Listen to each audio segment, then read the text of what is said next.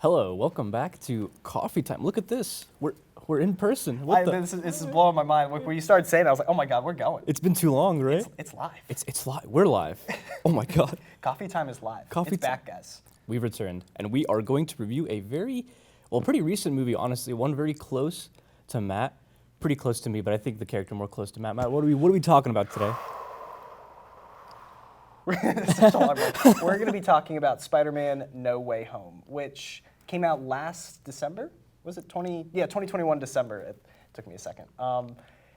This movie picks off right after the events of Far From Home. Mysterio has just leaked Spider-Man's identity to the world, and now he has to face the repercussions of that event. And maybe we get some visitors from other dimensions, and it gets all fun and exciting, and also kind of not great. But also, we'll talk about it. We'll talk about it. I guess just to start all of this, like, what were your expectations going in? Yeah, so funny enough, Matt actually showed me, we watched all the Spider-Man movies in succession to lead up to watching No Way Home. So I had the expectations of Tobey Maguire's Spider-Man, Andrew Garfield's, and all their movies, which were phenomenal. And then we just came off of Homecoming and Far From Home. That's a bold word for some of those movies. Okay. Well, compared to the Tom Holland trilogy, I might go ahead and say phenomenal. But we'll talk about that as well. That is fair. We will get into those in a second. Neither of us were huge fans of the first two Tom Holland Spider-Man movies. Yeah. That's where I was gonna go with Homecoming and Far From Home. We just came off of those watching this, so it was my expectations were one way for Tom Holland's Spider-Man, but another way for knowing that Andrew Garfield and Tobey Maguire were going to be this movie, because I feel like everybody knew at this point, Yeah, after the leaks, and poor Andrew Garfield, who did a great job holding it together, he got drilled on some interviews, just like, are you in the new Spider-Man? Are you in the new Spider-Man? And I'm sure he's like, I'm promoting a movie I'm going to win an Oscar for probably, guys. Like, come on. I can't talk about this. Come on. Yeah, like, what do you want him to say? But yeah, no, the expectations, I think I was very excited to see Andrew Garfield's Spider-Man, because he probably... Him and Tobey are very close for favorite, but I think Tom Holland I love seeing on screen. Andrew Garfield I love seeing on screen, and especially in Amazing Spider-Man, his relationship with Gwen, and then we'll talk about it as well with the new movie. I'm getting way too ahead of myself with what I like about Andrew Garfield, but I think my expectations were pretty high for the Spider-Man, all three of them, the Spider-Men. Yeah. And then maybe less so for Tom Holland's story and his friendships and everything like that, but that's kind of where I was sitting on. You went in knowing that Tobey Maguire, spoilers by the way, if we forgot to mention that, this is a totally spoiler video for No Way Home, which we've already talked about the major spoilers, so if you're still sticking around, like, you know it at this point. Hopefully. But you knew that Tobey Maguire and Andrew Garfield were in this movie before seeing it. Yeah, I think partly in due because of how excited you were about it too when the leaks happened. Yeah, how much I talked about it. The trailer as well with him punching Lizard and then taking the picture out. Yeah, it was a big conspiracy theorist. And like I was watching it all. Well, because my expectations going into it was like, I was saying this right before, my first movie in theaters was Tobey Maguire's Spider-Man. And then I take it I saw Spider-Man 2 in theaters, and I definitely remember seeing Spider-Man 3 in theaters, but that character and who that is kind of made me as a kid. Like, that's who I looked up to. It's got me into movies. It's why I started watching a bunch of superhero movies and then got into movies and comic books. It was all from Sam Raimi's Spider-Man trilogy. And so that character meant a lot. Along with Andrew Garfield's Amazing series, which came in when I was like 12. Yeah, which was perfect because he was a bit of a cooler Spider-Man. And it was someone I was like, I can look up to this guy over more or less the dorky Tobey version Raimi was going for. But sure. I really liked Homecoming and Far From Home after walking out of it, and really liked Tom Holland's Spider-Man for a time. And then, I don't know what happened, but I just started watching, after Endgame, the MCU just started falling off for me. Absolutely. And I even like going back and watching some of the old ones, I'm like, I don't love these as much as I used to. And the biggest offender is Far From Home. Which we will talk about. But I did not know Andrew Garfield and Tobey were going to be in this movie. I had my ideas, my speculations, as we talked about, but it was not confirmed. It was not confirmed. And seeing them come out of this portal and everything, it was almost too much to handle the first time. I don't think I digested it all. And then when I saw it a second time in theaters, like, it all came out. That's when I was like, oh my God, they're back in a Spider-Man movie. Yeah. This is insane. Which I have to say, I mean, looping it into a couple of positives I had about the movie, the connection between the three Spider-Men, I think was probably like by far my favorite part of the movie, just watching them all interact and watching them individually as well. Marvel kind of handing their own like individual storylines that maybe were completed, maybe you weren't, depending on how you look on it. I think they did a really good job with it. And I agree, seeing them all come out and come together, at first I was like, oh man, they could really mess this up. But watching them actually interact, it was really charming, really funny. And I love Andrew Garfield and Tobey Maguire.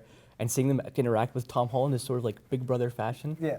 It was really touching. It was really cool to watch. It very much was. We have a saying, I don't know how much you agree with it, but at least I have the saying of Tom Holland is an honorable Spider-Man, Tobey Maguire is Spider-Man, Andrew Garfield's just our favorite.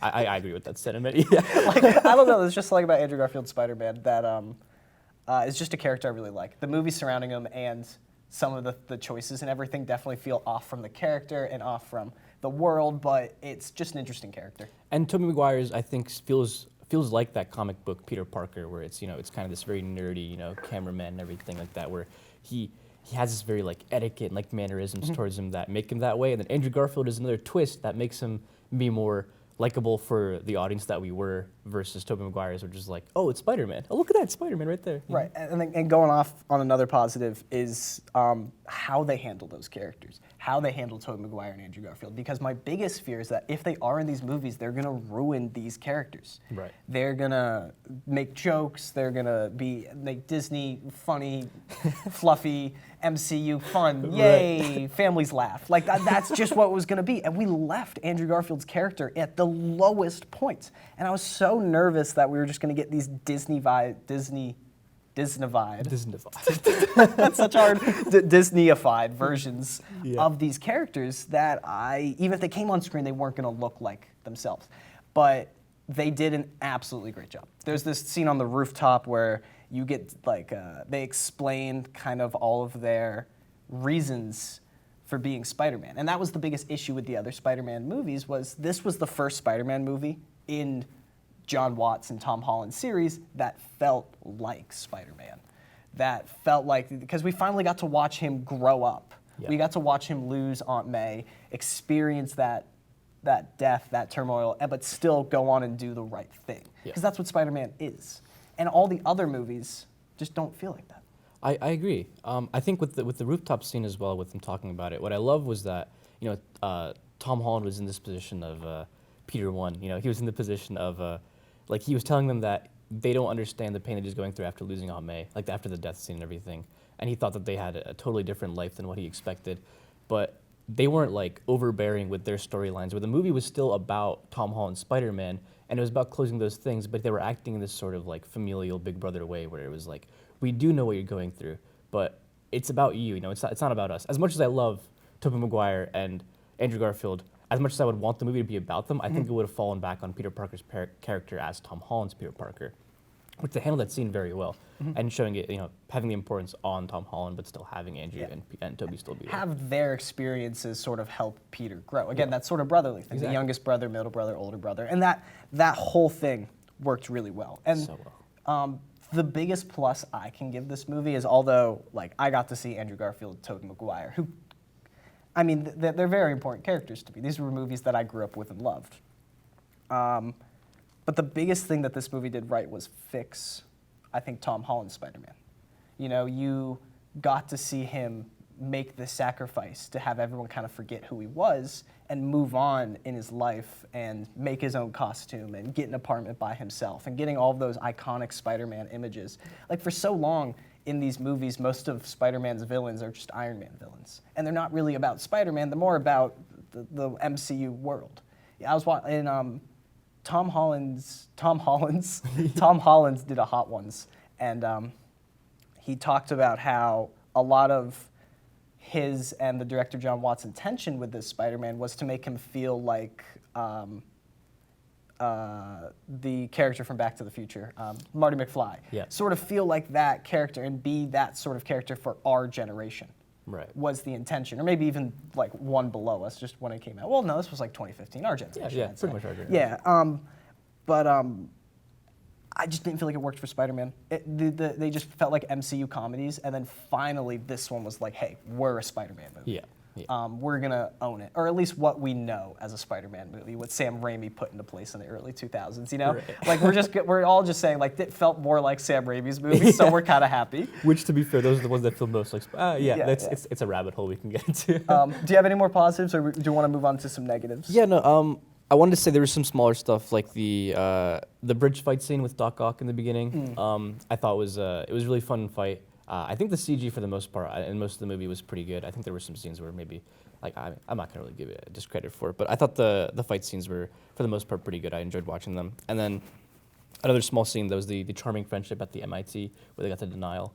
I think we were both talking about it where we weren't sure if who was gonna get in, who wasn't gonna get in on our first viewing.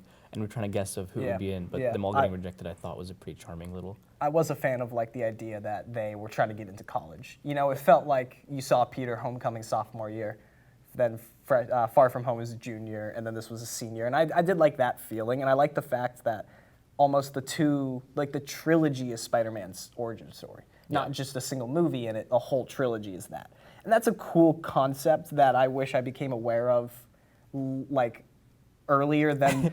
An hour into No Way Home, the third movie. You know what I mean? Like I had no idea that was the intention, nor do I think that really was the intention when starting it. That's very true. But it wrapped it up a little bit nicer because, not because, although it wrapped it up nicely, this movie did have some negatives. Yeah, very true. This was not a perfect movie. For the first hour of this movie, I was like, this sucks. This is terrible. It was Far From Home, but to a new level of just MCU absurd comedy. First time I was watching it, I couldn't believe it. I was so upset that they were ending it on the same note that Far From Home was. It just didn't feel like Spider-Man. It was nice that it was no longer about Iron Man. Like that was a pleasant surprise, but there was still nothing about it that felt like Iron Man. Like having Doctor Strange in the mix, and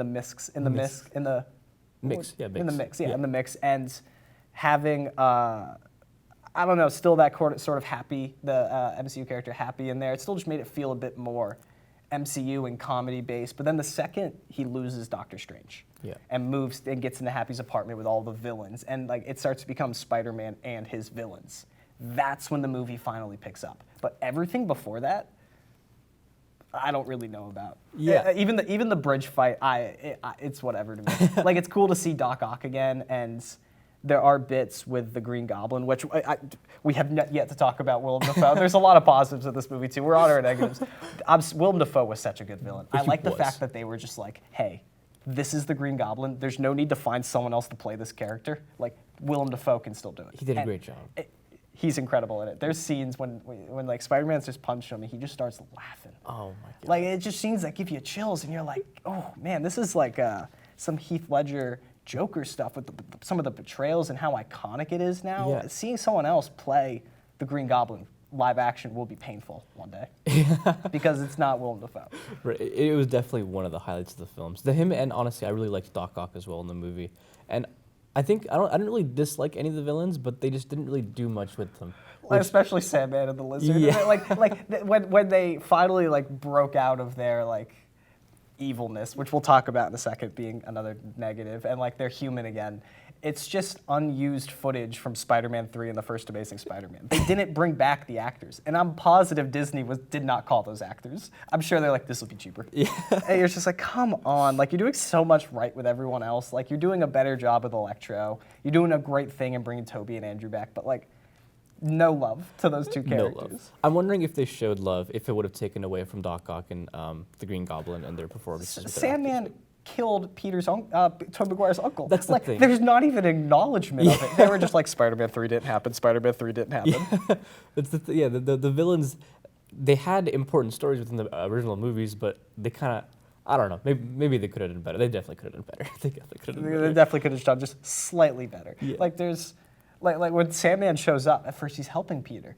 And when this was still when I was really not liking the movie, then the scene comes up. Sure. And then that happened, and I was like, oh my God, wait a minute, this is kind of fantastic. Like, they're actually acknowledging Spider-Man 3. And then, like, a second later, he's like, I don't know you. I don't know where I am. And then he's a bad guy for the rest of the movie. And you're like, sure. Great origin story. Sure, guys. I guess. Yeah, I definitely agree that most of the villains were throwaways besides Doc Ock and Green Goblin. And even Electro, we had the big power-up scene. It wasn't very big. But Yeah. even besides the villains, like you said, a lot of the other stories in the movie were pretty boring, which I think there were some standalone scenes like the MIT denial scene that were like, they were interesting to watch as themselves, but in a continuous movie, most of it I was just kind of, until the Spider-Man show up and everything. Until finally it just, well, to me, again, the second you get rid of Doctor Strange in this movie, which I have no issue with that character and him in this movie, it just, when you finally get Spider-Man alone with his villains and they get to interact, which is something we've never really got to see MCU Spider-Man do. We keep talking about Far From Home and Homecoming, which like we will in a bit. But again, those are very much Iron Man villains. Yeah. For most of Homecoming, the Vulture thinks he's hiding from Iron Man, not even Spider-Man. You know what I mean? Like, they don't feel right. Yeah, I and 100% agree. just seeing, although there were 5 villains in this movie, and they were very particularly like, this isn't the Sinister Six, guys. This isn't the Sinister Six. 5 villains. 5 of them. But still just seeing Spider-Man with those 5 villains and not make it feel just clustered like Spider-Man 3 did, or like try to add too many like the Amazing Spider-Man 2 did. It actually all worked. Yeah, I agree. Which I say it all worked, but my biggest issue with this movie is just, it's a very MCU plot. Like, I like the idea of Spider-Man trying to save all of his villains, but I mean, I think they use the word fixing them at one point, Yeah. and you're just like, you're gonna fix all the villains, because what's wrong with them is just the powers, not their ideologies. Like in Spider-Man 2, the way he defeats Doc Ock, because the final fight in that movie is the train sequence, not the fight in the warehouse. Right. I think, by the way, that final fight took place for a second in the warehouse. So when he does go and fight him in the warehouse, it's only like a 1.5-minute fight, and then Peter takes off his mask and tells Doc Ock the information he learned earlier from Doc Ock earlier in the movie, and then tells him also the information he learned from Aunt May earlier in the movie. Because you get a growth with this character and Peter through Spider-Man 2. And it isn't Doc Ock's arms or the voice in his head that's making him evil. It's the idea that it's this mad scientist who killed his wife, and now he's on this path to go seek like greatness because he can't deal with the fact he's murdered his wife and come to terms with all this. Yeah. But this movie just has you think he's fixing him. He's a villain. Like it takes all of the complications of Spider-Man creating his villains in the Sam Raimi movies and makes it to, oh, their superpowers just make them villains. Yeah. And superpowers make people good guys, not ideologies. But then also it has the whole with great power comes great responsibility scene. So you're like, again, it's an MCU movie. Yeah. It's my biggest issue with it though. It didn't really get what made these guys villains. I agree with you, and you brought up the great power, great responsibility scene, which I was iffy on, and I think even going further now, it's been, I don't know how long it's been since I watched this movie. It hasn't sat as well with me as it did the first time. Which no, you like the death scene. Yeah, I think it works. I think there was a lot of up and down with the emotions in that scene where like it wasn't sure if Aunt May was gonna die or not. Where she kind of like she got hit with the fatal blow from the flying, the Green Goblin's saucer, and then. Yeah, it's like saucer's a funny word to use here. Glider. I liked saucer a lot. It's this, the Green Goblin's glider takes down Aunt May, his saucer, and then you're not sure if she's gonna die or not. And then it's kind of this up and down where the scene, I'm not sure what emotion they're trying to portray. It seems like they're trying to portray multiple emotions of like hope and then and then sadness, and then maybe it's all supposed to be together. Which all those emotions should exist with that like Aunt May death scene of giving him this hope to continue. But I don't know, maybe watching it again, I don't know how I'll think about it, but I felt the pacing was off and I didn't really get the effect that I was hoping for from her death scene. I'm very biased sometimes when it comes to a lot of this stuff. Like when I see my boy Peter upset, I'm upset. Yeah. I don't know. That's just sometimes the way it works. I felt like it worked. I felt like there was a good little fake out there where like maybe she's not gonna die. But the second, like I had a feeling Aunt May was gonna die in this movie with some of the things they had set up prior in the movie. I was like, I feel like she might die. And I think the death overall worked. Yeah.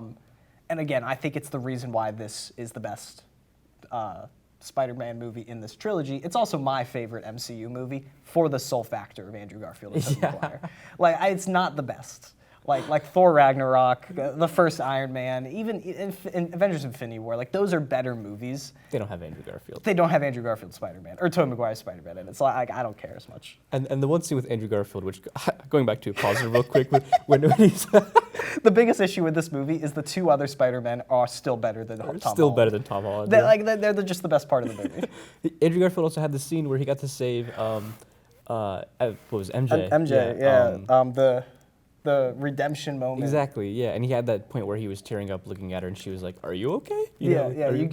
It's so many little great moments you get. Or Doc Ock and Tobey Maguire see each other and they're like, "How you doing?" Like, it's been forever. And he's like, "I'm getting better." And it's that same callback. Even here, the score, the greatest superhero score ever in Sam Raimi's Spider-Man movies. Like, that, just awesome. Just awesome. But again, none of this great stuff, and some of this great stuff and how they handled Tom Holland's character really doesn't have to do with his movies or what they were doing in the universe. It's more or less exciting what they're doing moving forward. Yeah.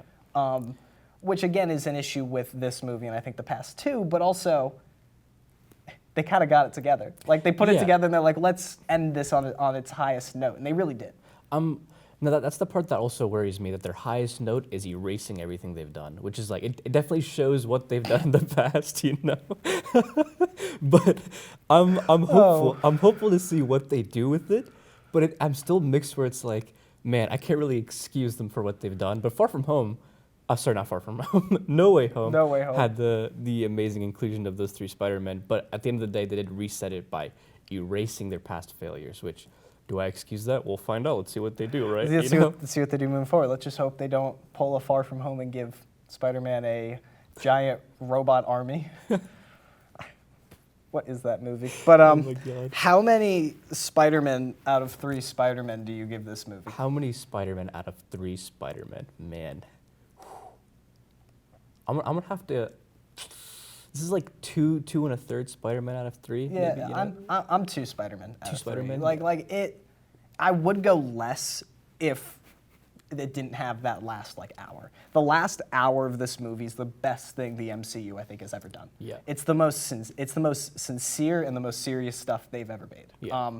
It finally stops cracking jokes because this movie's tone is all like you're crying, you're laughing, you're crying, you're laughing. It's just all over the place. But finally, that last hour, I feel like puts it together. It really does, yeah. And they keep the brillness going through where he's punching the Green Goblin over and over again, and have to hold him back and everything. But it really does. The ending, like the last hour, is what makes this movie what it should be, I think. And then everything else was, prior to it. So, prior to it. I guess that's our review of No Way Home. Definitely. It was a lot of spoilers, but definitely watch it if you haven't, because we'll always tell you to watch a movie. Why not, right? Sit down. And watch one. Go, even if we don't watch it, see it for yourself. Yeah. I'm sure most people probably seen No Way Home. Yeah, I take it everyone's seen No Way Home. That's why we're just spoiling it. Yeah. It's out. We got it. We bought it on Amazon the other day. Yeah, we did. It was just on the fly. $15. So if you haven't seen it, you can go buy it on Amazon. It's but yeah, we recommend it. Recommend it. Take care. Keep drinking coffee.